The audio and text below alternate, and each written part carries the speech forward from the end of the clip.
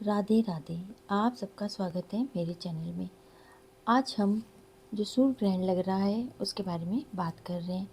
इस वर्ष पितृपक्ष की शुरुआत और समापन के अवसर पे आसमान में खगोलीय दृष्टि से अद्भुत संयोग बन रहा है।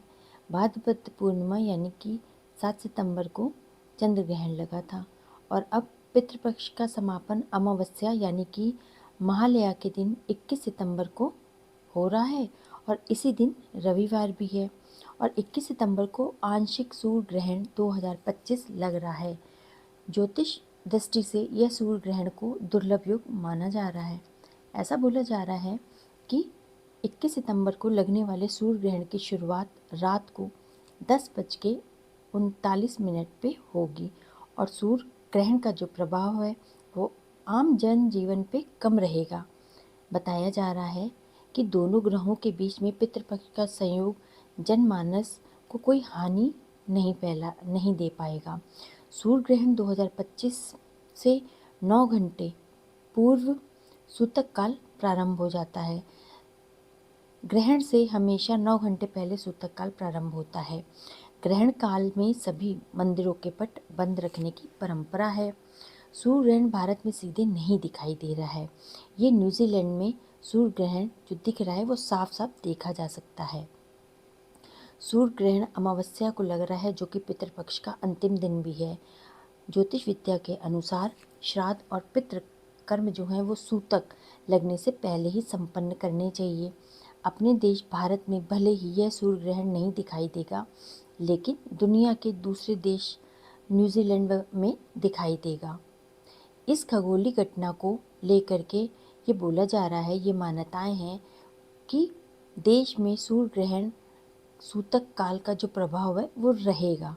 हालांकि आमतौर पर सूर्य ग्रहण 2025 और चंद्र ग्रहण धार्मिक मान्यताओं के हिसाब से अशुभ माने जाते हैं, लेकिन ये बोला जा रहा है कि 21 सितंबर को रविवार को सूर्य ग्रहण रात को 10:39 पे शुरू होगा। सूतक काल 9 घंटे पहले ही शुरू हो जाएगा। गर्भवती महिलाओं को ग्रहण काल में खास तौर से एहतियात बरतनी चाहिए। बुजुर्ग और बच्चों को ग्रहण के दौरान अतिरिक्त सावधानी बरतने की हिदायत भी दी जाती है।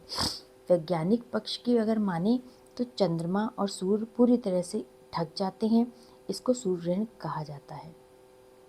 सूतक काल में बोला जाता है कि गर्भवती महिलाओं को बहुत ही सावधानी से रहना चाहिए। उनको किसी भी नुकीली चीज़ का इस्तेमाल नहीं करना चाहिए। और चूँकि ये भारत में नहीं दिखाई दे रहा है, लेकिन फिर भी सूतक काल जब लग जाएगा तो आप गर्भवती महिलाओं को, बुजुर्गों को और बच्चों को सावधानी बरतनी है। और उसके बाद जब चंद्रमा और सूरज ये जब ग्रहण लगते हैं तो हमारी धरती पे जो किरणें पहुंचती हैं वो गर्भवती महिलाओं के गर्भ में पल रहे बच्चों को कोई भी नकारात्मक ऊर्जा ना पहुंचा पाए, इसके लिए उनको पेट पे गेरू मल लेना चाहिए और बहुत ही आराम के साथ उनको रहना चाहिए। नुकीली चीज़ों का इस्तेमाल नहीं करना चाहिए। खान पीन के सामान में आपको तुलसी दल डाल के रखनी चाहिए। और गर्भवती महिलाओं को जब ग्रहण लगेगा उस समय उनको ना कुछ खाना चाहिए और ना ही कुछ पीना चाहिए और सिर्फ भगवान का नाम लेना चाहिए, भजन करना चाहिए। और रात को 10 बजे के बाद बोला जा रहा है जो ग्रहण का टाइम है वो 21 सितंबर को दिन में रविवार को लग रहा है और जो दूसरा और आखिरी सूर्य ग्रहण है वो करीब 4 घंटे तक रहेगा। सूर्य ग्रहण रविवार को 1 सितंबर में जो चालू हो रहा है वो रविवार को रात 10:39 पे शुरू होकर 22 सितंबर सोमवार को अगली सुबह 3:29 तक रहेगा। इस साल दूसरी बार सूर्य ग्रहण 2025 में लग रहा है। सूर्य ग्रहण 2025 में लग रहा है, ये कोई अशुभ घटना भी नहीं है। भारत में सूर्य ग्रहण नहीं दिखाई देगा, ये न्यूजीलैंड में और कई इलाकों में दिखाई देगा, लेकिन मेन ये न्यूजीलैंड में ही दिखाई देगा जहाँ पे ये साफ साफ नज़र आएगा। तो इस प्रकार से आपको सूर्य ग्रहण का जो टाइम है और जो सूतक का टाइम है उसमें सावधानी बरतनी है।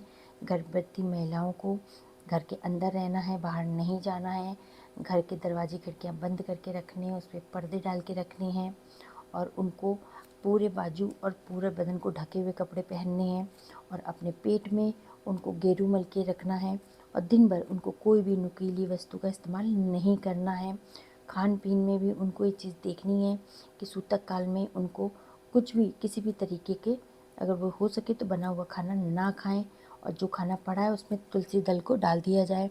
और उसके बाद उनको जब ग्रहण का टाइम आएगा, समय चालू हो जाता है, उस समय उनको सिर्फ प्रभु का नाम लेना है, भजन करना है और नाम जप करना है बस। जो भी आप जिसका भी नाम लेते हैं उनका नाम लीजिए। ओम नमः शिवाय, ओम नमः शिवाय, राधा राधा राधा राधा, सिर्फ आप नाम जपिए।